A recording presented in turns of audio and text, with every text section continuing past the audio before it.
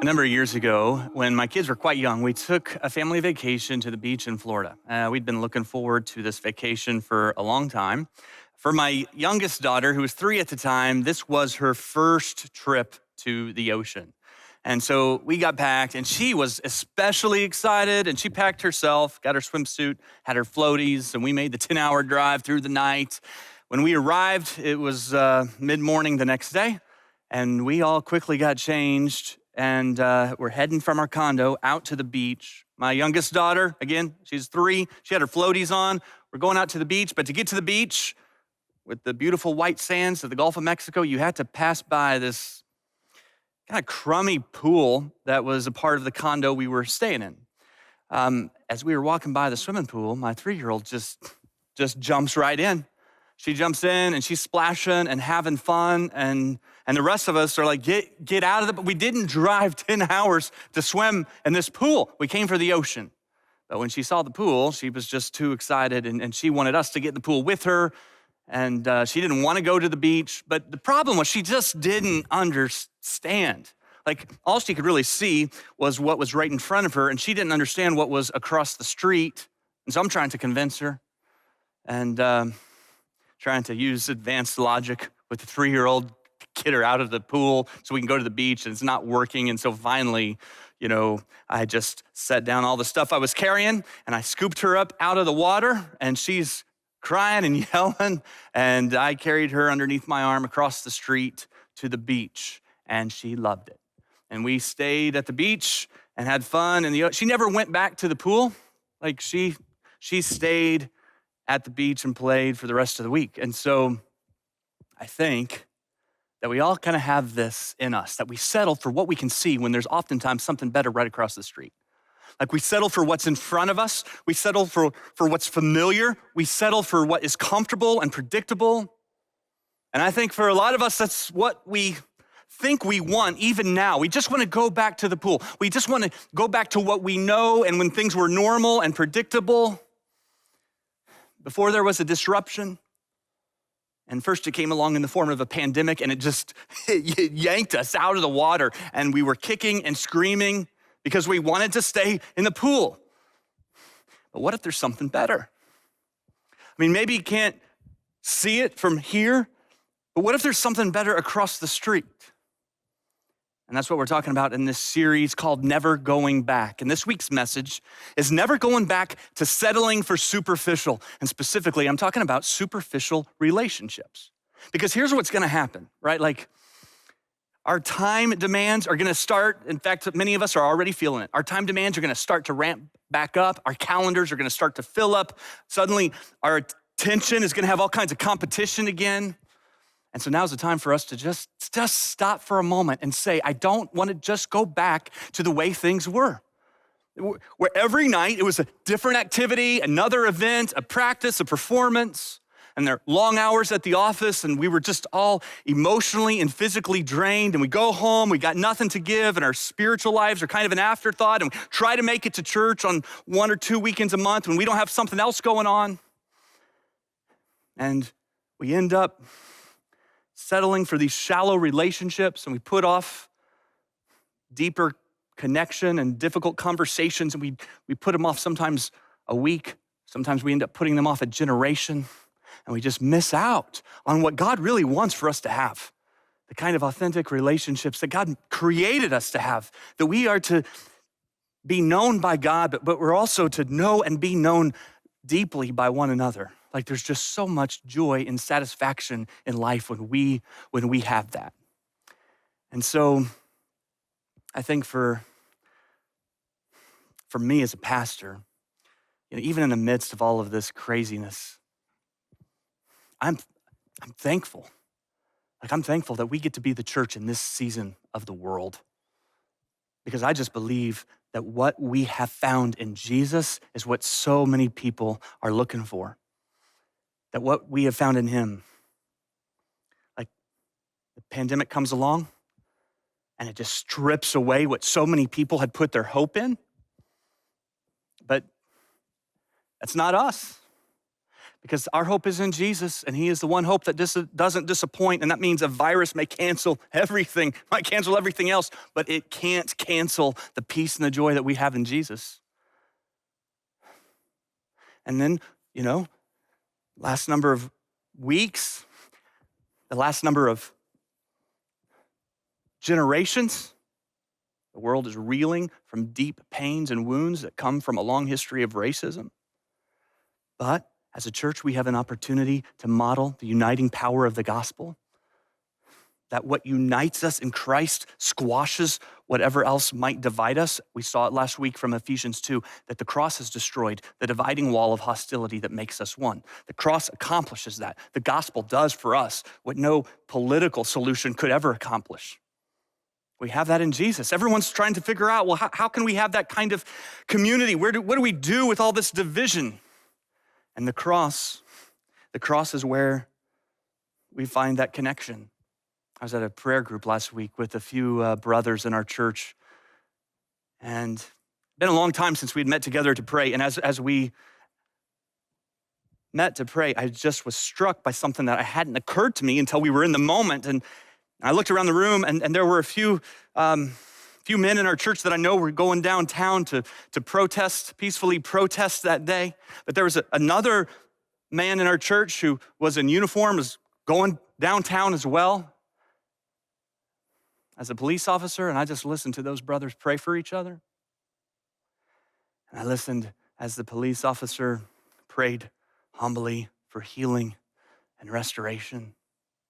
And I listened as the protesters prayed for protection for that officer, and as they gave thanks to God for one another.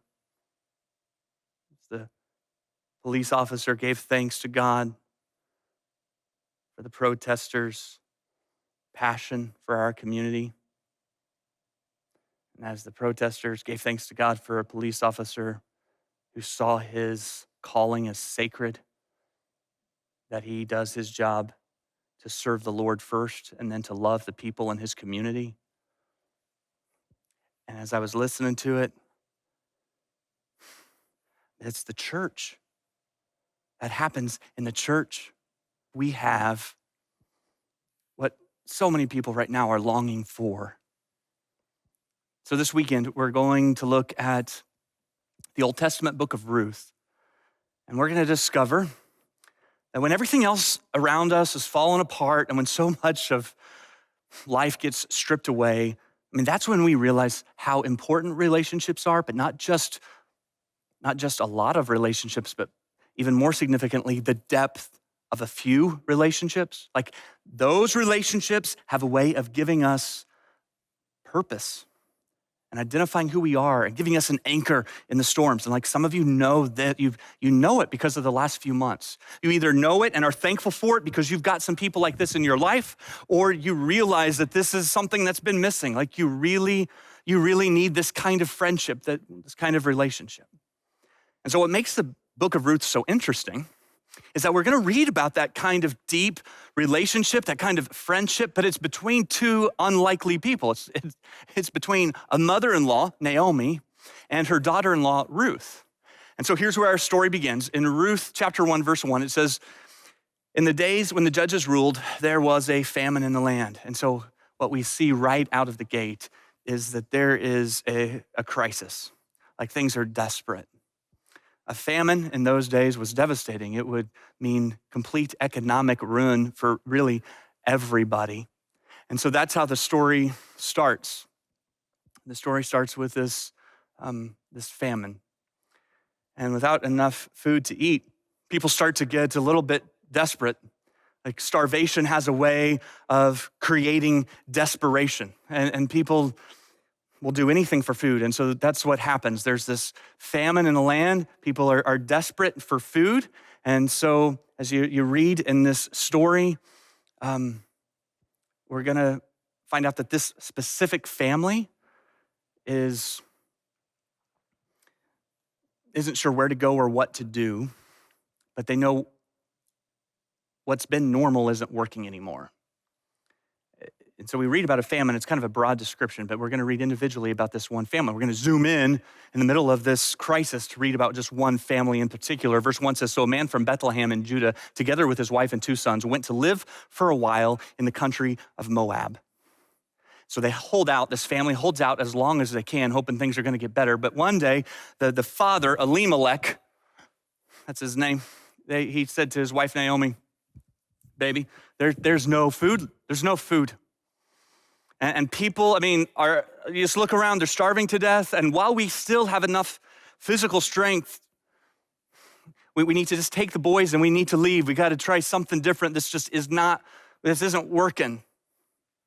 Just for a while, we can come back when the famine is over. And so the family packs up and they leave. And I'm sure in this moment, Naomi wondered, will we ever come home? Will things ever go back to normal? How long is this going to last? And it probably seemed, at least I'm guessing, as she left, that things couldn't get much worse. Her family is starving. They're leaving everything they know and the people they love. It's just her and her husband and her 2 sons. It is a desperate situation. But she's about ready to find out that sometimes one difficult situation comes on the heels of another. So we read in verse 3, "Now Elimelech, Naomi's husband, died, and she was left with her 2 sons." So she's living in the strange land of Moab, and her husband dies. But at least she has her 2 sons. At least she has them. And then we read in verse 4, they married Moabite women, and one of her sons married Orpah, and the other married Ruth. Now you read that and you think, well, that's good, right? Like they found wives in this strange land, but it's not good. In fact, it was a really big deal in those days for a son to marry an Israelite woman. Like it was a big deal that they're marrying women from Moab that was an enemy of Israel. And so they marry these 2 women. And I am sure that when Naomi and her husband Elimelech were talking about what do they do, and do they stay in Bethlehem or do they go to Moab, I'm sure Naomi said, look, what if we go to Moab and it's worst case scenario and our boys end up marrying Moabite women? But that is exactly what happens. Her husband dies, they marry Moabite women. It's just one difficult situation, now it's another one. And they live there for 10 years. And then we read that both of her sons died.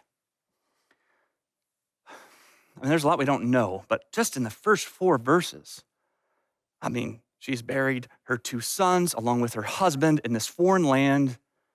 And her sons must have struggled with infertility because they were married 10 years, but they have no children. Naomi has no grandchildren. And I'm sure she just felt very disillusioned and very much alone, and she's facing a very uncertain future. And where do you go? What do you do in this situation? Well, she gets word that the famine in Bethlehem is coming to an end, and things are starting to get back to some kind of version of normal. And she decides that she's going to go back. And I'm sure she knew that things would not be the same going back. Like for her, she left with a husband and 2 sons. She's coming back, and her husband and 2 sons are buried. There's no going back to normal. Initially, we're told that her 2 daughters-in-law are going to go back with her. They're going to go back with Naomi, and they start to head back. Like they begin the journey, and then verse 11, Naomi says to her 2 daughters-in-law, she says, what are you doing? Don't come with me. Return home. Go back to Moab, my daughters. Why would you come with me? And she just tries to talk them into staying in their homeland of Moab, which I think tells you something about the relationship of these 3 ladies, that the daughters-in-law wanted to go with their mother-in-law to begin with. That seems surprising, but here's what I think happened, that those 3 ladies became deeply connected through grief and loss. That one of the ways God redeems desperate moments is he gives us an opportunity to know people and be known by people in deeper ways than we did before. I think that's what happened with Naomi and her 2 daughters-in-law. But she knows it's just not practical. And so she pleads with them, don't come with me. You stay here in Moab. Verse 14 says, at this, they wept aloud again, and then Orpah kissed her mother-in-law goodbye, but Ruth clung to her. So Ruth just refuses to let go. And Naomi tries again to talk her into staying in Moab. It says, Naomi says, look, your sister-in-law she's going back to her people and to her gods. Go back, just go back with her. But Ruth replied, don't do this. Don't urge me to leave you or to turn back from you. Where you go, I will go, and where you stay, I will stay. Your people will be my people, and your God, my God. Where you die, I will die, and there I will be buried. May the Lord deal with me, be it ever so severely, if anything but death separates you and me. And when Naomi realized that Ruth was determined to go with her, she stopped urging her. So here's what happens in the story is that Ruth speaks commitment to Naomi, and Ruth says, no matter where you go, I will go. And Ruth says, no matter what, nothing but death will separate us. And I think one thing that's become clear in these past 2.5 months is how rare and precious that kind of commitment really is. That no matter where, no matter what kind of relationships. In fact, during this time, my guess is that some of you, you've realized that you've spent so much of your time up until this season putting relational energy into casual relationships. And maybe as you step back and you take a look at your life during this series of never going back, maybe you step back and you look at it and you say, if I'm honest, I don't really have anybody like that. I don't really have any no matter where, no matter what friends. And I know most of us long for that. I mean, this is what we long for, a no matter where, no matter what relationship. But here's the thing. If you want a no matter where, no matter what person in your life, then you have to be a no matter where, no matter what person to other people. If you want someone to have that kind of commitment towards you, then you need to have that kind of commitment towards someone else, where you deeply commit yourself to a few people in your life. I think before the last few months, a lot of us confused the number of connections we maintained with the depths of relationship we enjoyed. In other words, if you said, hey, do you have close friends? We would answer that question by saying, well, I got a lot of friends. Well, those are two different questions. We've confused the number of connections we've maintained, connected to a lot of people with the depth of relationships we've enjoyed. But I think one of the things that we've learned during this season, I hope we've learned during this season, is it's not the number of connections, it's the level of commitment that determines the depth of your relationships. And some of you are trying to figure out, why don't I have people like this in my life? Why don't I have these kinds of relationships and friends? Look, it's not the number of connections. It is the level of commitment that will determine the depth of relationships. And so I think that seems more clear these days than ever, that connections without commitment leaves us feeling alone. Connections without commitment, they just don't hold up, right? Like when life gets hard, it gets exposed. So what I want to do for just a few minutes is talk about the types of commitments that move us beyond superficial relationships and get us deeper in our connection with one another. So here's one step towards deeper relationships is that you be the kind of person where you can be counted on. Like, you can be counted on. You're going to do what you say.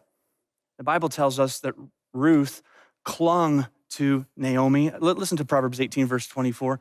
It says, a man of many friends comes to ruin, but there is a friend who sticks closer than a brother. There's a friend that sticks closer to you when life is hard. But if you got all kinds of friends, then when you're really in need and when things get really difficult, you find that you're in trouble. And so there's something better than having a ton of casual friends, and that's having 1, 2, 3, close, no matter where, no matter what friends. A friend who sticks closer than a brother. And the friend might actually be a brother, could be a biological brother or sister. But the question is, who do you cling to? Who do you stick with? Who are you fiercely loyal to? Now is the time to just stop and ask yourself how you're giving of yourself to people in that way. And if you want a friend like that, then you got to be a friend like that. But you got to be careful about who you commit to in this way. Because the friends you commit yourself to, the person you choose to say no matter where, no matter what, the person you choose, be careful with that, because whoever you choose is going to determine so much of your future. And that's something that happens literally in the story of Ruth. And it always happens in our lives as well, where Ruth says to Naomi, where you go, I will go. And here's what we see in this, is that who you cling to determines where you go. And that was true for Ruth and Naomi, but that's just as true for you and me, that who you cling to, who you travel with, really determines where you end up. As much as anything else in life, who you cling to determines where you go. And everything about Ruth's life is going to be determined really by that one commitment that she makes to Naomi. And so Naomi and Ruth make it back to Bethlehem. They go back to the small town. It's like 200 people that lived in this community. And when people see them coming, like, it had been a lot of years. A lot of years had passed, but clearly Naomi has not aged well. Like, she's been through a lot, right? But that's pointed out to us in the story. It says when they arrived to Bethlehem, the whole town was stirred because of them, and the women exclaimed, "Can this be Naomi?" And then we read that Naomi says, "Don't call me that." She told them, "Call me Mara," because Mara, the word means bitter. And she says, "Call me Mara because the Almighty God has made my life very bitter. I went away full, but the Lord has brought me back empty." Welcome home. Like, she seems like a blast to be around. Like, call me Mara because I'm bitter, and that's what the name means. It's hard to be around people like that. You know, when things are difficult and they just get bitter. And I guarantee, like, if you get a phone call and you see the name Mara pop up on your screen, you're gonna hit decline like that. You're not gonna hit accept on Mara, right? It's bitter. But here's what we see with Ruth. She's doing what she said she would do. She's sticking with her, even though Naomi going back to Bethlehem is a really difficult time for her. And she feels this bitterness. She starts to see everything she's lost, and everywhere she goes, she has these triggers where she's reminded of the husband that she doesn't have and the sons that she left buried in Moab, and she's bitter. And Ruth, she doesn't say, "Well, wish I wouldn't have come. Didn't know you were gonna be like this." Instead, you find out that she is with her, and to have relationships that go from superficial to significant